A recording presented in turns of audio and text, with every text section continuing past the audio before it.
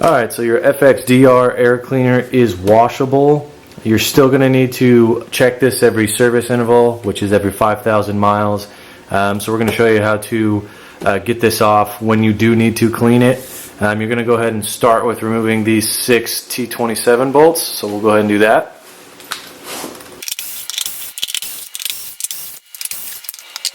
Alright, with that cover removed, by removing those 6 T27 bolts, there are 4 more to get the filter element off.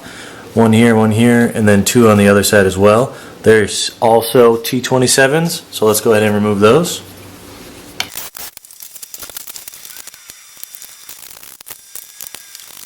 And with those 4 bolts removed, you can go ahead and pull off the air filter element itself. There is a gasket here that you want to pull off and replace after you wash it. So basically, you can use warm soapy water. You can actually use K&N's air filter cleaner solution if you'd like.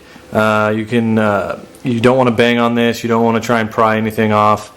Go ahead and let it air dry, or you can use very low pressure through your compressor to dry it.